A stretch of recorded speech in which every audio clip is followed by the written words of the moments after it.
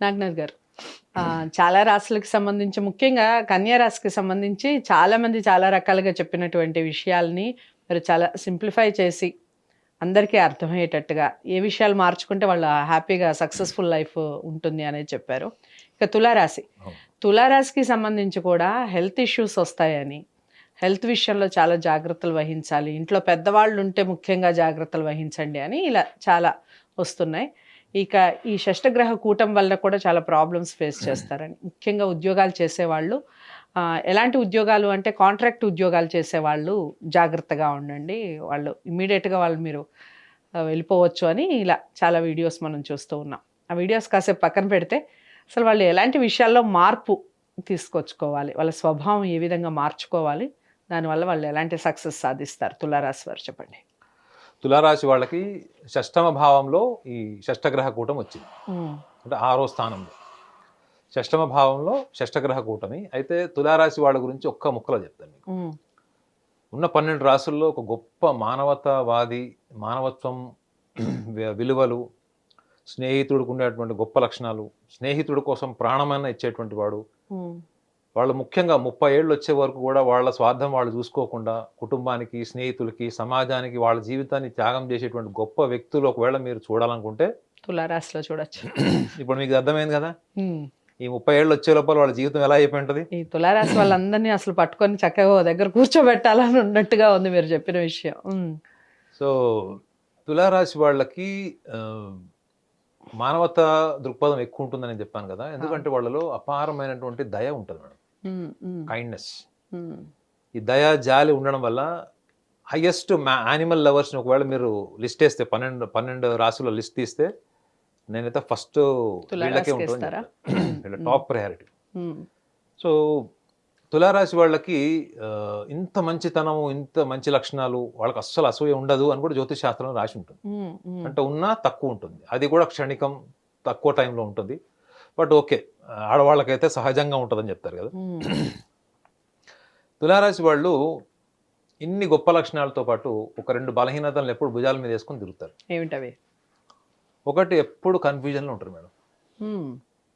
They are always confused and they are always emotionally dependent.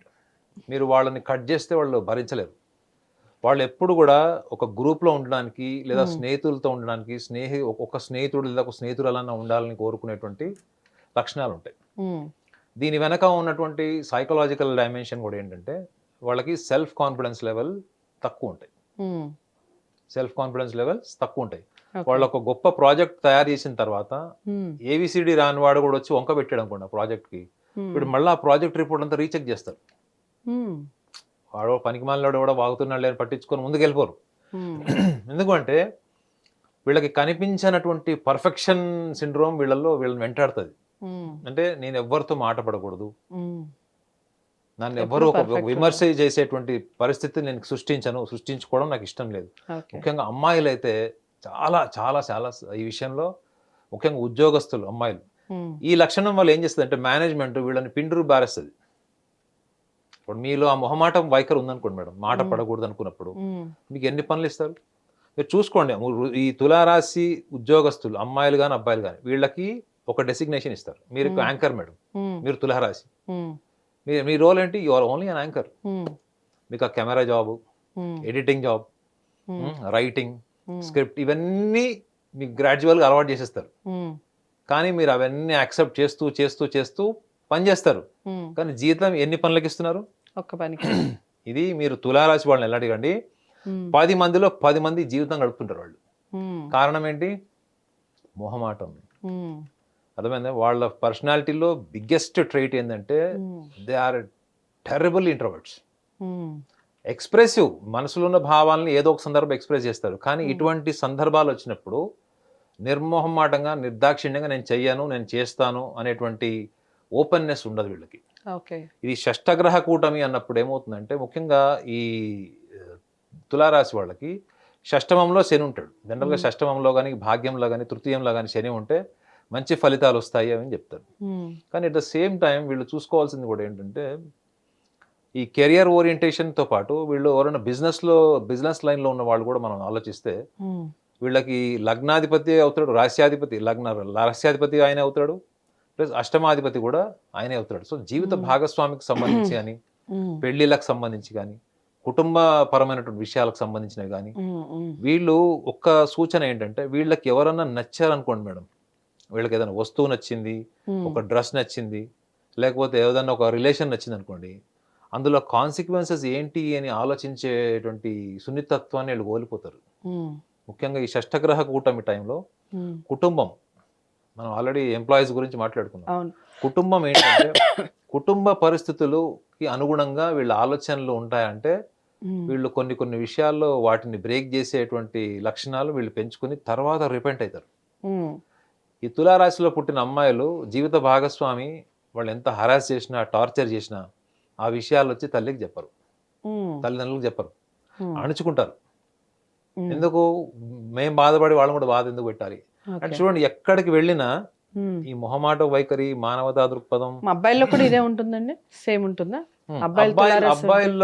అబ్బాయిల్లో మీకు కనిపించినటువంటి possessiveness ఉంటుంది madam. ఒక అబ్బాయికి ఎవరన్నా స్నేహితుడు కానీ, అంటే మామూలుగా ఫ్రెండ్షిప్ లో ఉన్న రిలేషన్స్ కానీ, లేదా ఒకవేళ జీవిత భాగస్వామి కానీ, లైఫ్ పార్ట్నర్ లేదా లవర్, ఒకసారి వీళ్ళు ఓన్ చేసుకున్నారు అనుకోండి, వాళ్ళ కోసం సమాజం ముందు నుంచొని యుద్ధం చేస్తారు వాళ్ళు. And at the same time నేను ఇందాక కూడా చెప్పాను కదా, సెల్ఫ్ కాన్ఫిడెన్స్ ప్రాబ్లమ్స్ వల్ల వీళ్ళకి అనుమానము, స్పై నేచర్ ఉంటుంది. అనుమానం, ఇన్వెస్టిగేషన్ అంటే స్పై. ఒకవేళ వీళ్ళకి అలాంటివి ఏమైనా రిజల్ట్స్ కనిపిస్తే కూడా వీళ్ళు కొంచెం అగ్రెసివ్గా బిహేవ్ చేసే ఛాన్స్ ఉంటుంది పార్ట్నర్తో. అంటే దాన్ని వాళ్ళు చీటింగ్ కింద తీసుకోరు, కానీ వీళ్ళని నెగ్లెక్ట్ ఫీల్ అయినప్పుడు ఒక బాధ ఉంటుంది చూడండి మేడం. చీటింగ్ చేసినప్పుడు మీలో ఒక రకమైన క్రూయాలిటీ బయటకు వస్తుంది, అవునా? కానీ వీళ్ళ జీవిత భాగస్వామి ఎవరైనా వీళ్ళు నెగ్లెక్ట్ చేసినా, లేకపోతే వీళ్ళకు ఉన్నటువంటి ట్రెడిషనల్ బౌండరీస్ ఉంటాయి చూడండి. అబ్బాయికి కొన్ని ట్రెడిషనల్ బౌండరీస్ క్రియేట్ చేస్తాడు when it comes to his girl friend roaming around the social circle.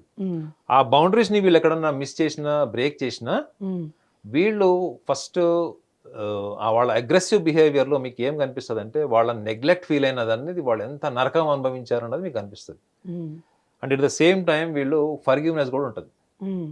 Forgiveness ఉంటుంది అంటే క్షమాగుణం, ఆ దయ ఉంటుంది కదా, ఆ లక్షణాలు ఉంటాయి. కానీ ఈ మీరు మగవాళ్ళ గురించి అడిగారు కాబట్టి ఇంకొక విషయం, ఇంపార్టెంట్ విషయం చెప్పాలి. వీళ్ళ కేర్కి, అంటే వీళ్ళు ఎంతైతే కేర్ తీసుకుంటారో ఆ పొసెసివ్నెస్కి, సస్పీషియస్నెస్కి వీళ్ళకి తేడా తెలియదు. ఓకే, అలౌక్యంగా మాట్లాడేస్తారు వీళ్ళు. వీళ్ళకి చూడండి ఎంత గొప్ప లక్షణాలు ఉన్నాయి. వీళ్ళకి ఒకటే వీక్నెస్ ఏంటంటే టెంపర్మెంటల్. టెంపర్మెంటల్ అంటే తెలుసు కదా మీకు, వాళ్ళు ఏ క్షణంలో ఎప్పుడు ఎట్లా మారిపోతారన్నది మీరు ప్రెడిక్ట్ చేయలేరు. ఈ టెంపర్మెంటల్ ఇష్యూస్ అన్నది తులారాశిలో అబ్బాయిలకి అమ్మాయిలకి ఇద్దరికి ఉంటుంది. సో దీనివల్ల వాళ్ళ కుటుంబంలో కొంత వాళ్ళ యొక్క స్థానాన్ని కోల్పోవడానికి, లేదా కుటుంబంలో వాళ్ళు ఊహించుకున్నది, నిజంగా తులారాశిలో అబ్బాయి కానీ అమ్మాయి కానీ ఉంటే కుటుంబంలో ప్రాణం ఇచ్చేంత ప్రేమ ఉంటుంది వాళ్ళకి. ఈవెన్ తల్లిదండ్రులకు కూడా పిల్లల మీద అంత ప్రేమ ఉంటుంది, అన్నదమ్ములకు, అక్క చెల్లెలకు అందరికీ ఉంటుంది. ఒక రకంగా చెప్పాలంటే సర్వస్వం త్యాగం చేయడానికి వెనకపోవడం ఒక రాశి. ఈవెన్ వృశ్చిక రాశి వాళ్ళు కూడా కుటుంబం కోసం చాలా త్యాగాలు చేస్తారు. సో ఈ తులారాశిలో పుట్టిన వాళ్ళు ఈ చిన్న చిన్న లక్షణాలు, ఈ మొహమాట వైఖరి, అతి మంచితనము, మొహమాటానికి వెళ్ళి అన్ని బాధ్యతలను ఎత్తినేసుకోవడము, ఎట్ ద సేమ్ టైం వీళ్ళకి కూడా చెప్పాను కదా, స్నేహితులకు కూడా వీళ్ళు చాలా సహాయ సహకారాలు చేసేటువంటి లక్షణం ఉంటుంది. సో ఈ ముఖ్యంగా ఈ ఫైనాన్సెస్కి సంబంధించిన విషయాల్లో వీళ్ళు చెప్పా కదా, ఎమోషనల్ డిపెండెన్సీ వీళ్ళలో డిఫాల్ట్ ఉంటుంది. వేరే వాళ్ళ తెలివితేటలు ఉన్నాయనుకోండి, వీళ్ళు స్టార్టింగ్లో 100 క్వశ్చన్స్ చేస్తారు. మీకు 1 లక్ష రూపాయలు ఇవ్వాలనుకోండి, ఎందుకు ఏంటి మీకు విసుగు వస్తుంది, వద్దులేరా నాయన అనే స్థాయికి తెస్తారు. ఇది బిజినెస్ స్టార్టింగ్లో.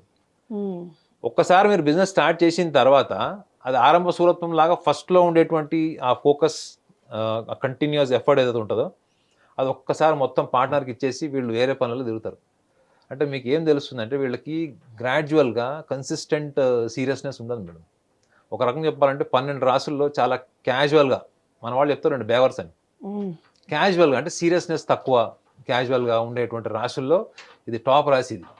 సో అందుకే వీళ్ళు చాలా మటుకు డబ్బులు వీళ్ళవి బ్లాక్ అయిపోయి ఉంటాయి. ఇన్వెస్ట్మెంట్స్ కానీ, మనీ కానీ, ఎక్కడంటే వీళ్ళ లిక్విడ్ క్యాష్ కానీ వీళ్ళు చాలా చోట బ్లాక్ అయిపోయి ఉంటుంది వీళ్ళది. కారణం ఏంటంటే మొదట్లో ఎంత స్టాటిస్టికల్గా అలర్ట్గా ఉంటారో గ్రాడ్యువల్గా వీళ్ళంతా కేర్లెస్గా ఉండేటువంటి లక్షణాలు మగవాళ్ళకి ఎక్కువ ఉంటుంది. అదే మీరు అమ్మాయిలను అడగండి, అమ్మాయిలు ప్రతి విషయం క్యాలిక్యులేట్ చేస్తారు. ఒక రకంగా చెప్పాలంటే వీళ్ళకి మినిస్ట్రీ ఇస్తే వాళ్ళకి ఫైనాన్స్ మినిస్ట్రీ అది. ఓకే. వీళ్ళకి default economical thinking, calculation, compartmentalisation, financial compartmentalisation ఇవన్నీ కూడా వీళ్ళకి డిఫాల్ట్ ఉంటాయి వీళ్ళకి. రైట్. సో ఈ షష్టగ్రహ కూటం వలన వీళ్ళు మార్చుకోవాల్సినవి ఏంటి, ఇమీడియట్గా మార్చుకోవాల్సినవి ఏంటి, అలాగే ఏ రంగం బాగా కలిసి వస్తుంది వీళ్ళకి? ముఖ్యంగా వీళ్ళు మొదటి నుంచి ఉన్న స్వభావం కాబట్టి ఇప్పుడు రాత్రి మార్చుకోలేమని మీరు అనొచ్చు. అవును. వీళ్ళు సాధ్యమైనంత వరకు వీళ్ళు ముఖ్యంగా వీళ్ళ సోషల్ సర్కిల్ని ఫిల్టర్ చేయాలి. ఈ సోషల్ సర్కిల్లో మీరు ఒకళ్ళ మీద డిపెండ్ అయి ఉన్నారా, లేదా వాళ్ళు మీ మీద డిపెండ్ అయి ఉన్నారా? ఆ డిపెండెన్సీకి గల కారణం ఏంటి? అది ఒకవేళ ఎనీథింగ్ రిలేటెడ్ టు మనీ, డబ్బుకు సంబంధించింది అని అనుకుంటే అక్కడ మీరు చాలా ప్రాక్టికల్గా ఉండడమే కాకుండా కొన్ని విషయాల్లో మీరు కఠినమైనటువంటి అభిప్రాయాలను కూడా చెప్పేటువంటి సాహసం చేయాలి. ఓకే. ఇదొకటి. రెండోది, మీరు తీసుకునే నిర్ణయాల్లో ఎప్పుడు కూడా అది భావోద్వేగాల పరమైనటువంటి నిర్ణయాలు ఎక్కువ ఉంటాయి, ఎమోషనల్ డెసిషన్స్ ఎక్కువ ఉంటాయి వీళ్ళవి. అక్కడ సందర్భం ప్రవోక్ చేసి, సిచ్యువేషన్ ప్రవోక్ చేసినా, అక్కడ మనుషులు ప్రవోక్ చేసినా వీళ్ళు తొందరగా హర్ట్ అయిపోయి దానికి కంప్లీట్గా సరెండర్ అయిపోయి దానికి తగ్గట్టుగా వీళ్ళు మారిపోతారు. సో వీళ్ళు అవాయిడ్ చేయాల్సింది ఏంటంటే వీళ్ళ ఎమోషన్స్ ఏవైతే ఉంటాయో ఈ ఎమోషన్స్ అన్నిటిని కూడా రేషనల్లీ కన్విన్స్డ్ ఫ్యాక్ట్స్, అంటే మనం ఏదైతే మనకి పనికొస్తుందా లేదా అనేటువంటి వ్యత్యాసం చూసుకునేటువంటి సహనాన్ని కూడా వీళ్ళు పెంచుకోవాలి. వీళ్ళని ఈజీగా ప్రవోక్ చేయొచ్చు, ఈజీగా వీళ్ళ ఐడియా మార్చచ్చు, ఈజీగా వీళ్ళ మైండ్ సెట్ని ఇన్ఫ్లుయెన్స్ చేయొచ్చు. అఫ్ కోర్స్ వాళ్ళు ఒక నిర్ణయం తీసుకొని తర్వాత ఓవర్ పీరియడ్ ఆఫ్ టైం మళ్ళీ మాడిఫై చేసుకొని వాళ్ళకి నచ్చినట్లు వాళ్ళు ఉండొచ్చు. కానీ ఈ మధ్యలో జరిగేటువంటి లాస్ ఉంటుంది చూడండి, అది రిలేషన్స్లో కావచ్చు, ఎకానమీ బిజినెస్లో కూడా కావచ్చు, ఇది మాత్రం గ్యారంటీ అవుతుంది వాళ్ళకి. ఇంకొక విషయం, థర్డ్ పాయింట్ ఏంటంటే వీళ్ళు మెరుగుపరచుకోవాల్సింది ఏదైనా ఉంది అంటే వీళ్ళు చాలా విషయాలు, అంటే ఎన్నో విషయాలు వీళ్ళు ఎవరైనా ఒక్క పర్సన్కి షేర్ చేస్తూ ఉంటారు. వీళ్ళకి స్నేహితులు ఉన్నా కానీ, బెస్ట్ ఫ్రెండ్స్ ఉన్నా కానీ, స్కూల్ నుంచి ఉండే వాళ్ళు దీర్ఘకాలంగా ఉంటారు. వీళ్ళకి లవ్ అఫేర్ కూడా ఉంటే 10 ఏళ్ళు 5 ఏళ్ల తర్వాత పెళ్లి చేసుకుంటారు. ఇవాళ చూసాము, నెక్స్ట్ మంత్ పెళ్ళి, ఆ తర్వాత రిలేషన్ అట్లా ఉండదు. దే ఆర్ వెరీ అంటే స్క్రూటినైజ్డ్ పీపుల్, అంటే బాగా చెక్ చేస్తారు. సో వీళ్ళు ఎప్పుడైతే ముఖ్యంగా when it comes to interpersonal relations and love, వీళ్ళు రిస్క్ అండ్ అడ్వెంచర్ నేచర్ ఉంటుంది. ప్రేమ కోసం ఏమన్నా చేయగలము అనుకున్నప్పుడు వీళ్ళ ప్రేమలో ముఖ్యంగా ఎదుటి వాళ్ళ ప్రవర్తన, వాళ్ళు తీసుకున్న కేర్ మాత్రమే కాకుండా మిగతా ఆస్పెక్ట్స్ కూడా చూసుకోండి. అంటే మీ ఫ్యామిలీ నుంచి మీరు దూరమైనా, రేపొద్దున మీ ఫ్యామిలీ నుంచి మీ రిలేషన్స్ కట్ అయినా అది మీరు భరించలేరు. ఎందుకంటే వీళ్ళకు ఉన్నటువంటి బిగ్గెస్ట్ వీక్నెస్ ఏంటంటే సిబ్లింగ్సే. అన్నదమ్ములు అక్కజెళ్ళని వదిలేసి వీళ్ళు ఉండలేరు. ఒకవేళ అలాంటి పరిస్థితి చాలా డిప్రెషన్లోకి పోయే ఛాన్స్ ఉంటుంది. సో రంగాలు ఏ రంగం కలిసి వస్తుంది అంటారు? నేనైతే వీళ్ళకి చెప్పాను కదా మేడం, పక్కా వీళ్ళు finance, business, economics, anything related to this. Otherwise art, ఈ ముఖ్యంగా ఈ ఫోటోగ్రఫీ ఉంటాయి కదా, అంటే creative fields, anything creative field, main technical job madam వీళ్ళది. వీళ్ళకి ఎనీథింగ్ రిలేటెడ్ టు మెషినరీ వాళ్ళు ఎంజాయ్ చేస్తారు బాగా. అది ఎనీథింగ్ రిలేటెడ్ టు ఎడిటింగ్ కావచ్చు, ఫోటోగ్రఫీ కావచ్చు, టెక్నికల్ మెషినరీ కావచ్చు, ఏదైనా కావచ్చు, they are gems in that field. Okay. So తులారాశి వారు ఏ విషయాలు మార్చుకోవాలి, ఎందులో మీరు మెరుగుపరుచుకుంటే, మీ లక్షణాల్లో మార్పులు తెచ్చుకుంటే మీ లైఫ్ సూపర్గా ఉంటుంది, సూపర్ సక్సెస్ సాధిస్తారు అనేది నాగనాథ్ గారు చాలా చక్కగా వివరించారు. అలాగే మీకు ఏ రంగం కలిసి వస్తుంది, చిన్నపిల్లలు ఉంటే పేరెంట్స్ కొంచెం జాగ్రత్త వహించి ఆ రంగాల వైపు నడిపించే ప్రయత్నం చేయండి. ఇంకా డౌట్స్ ఉన్నాయి, లేదా నాగనాథ్ గారిని ప్రత్యేకంగా మేము కలవాలి అనుకుంటున్నాం అన్నవారు ఎవరైనా ఉంటే స్క్రీన్ మీద కనపడే నెంబర్కి కాల్ చేయండి. వీడియోని లైక్ చేసి షేర్ చేయండి, ఛానల్ని సబ్స్క్రైబ్ చేసుకోండి. మరో రాశితో కలుద్దాం. నమస్తే.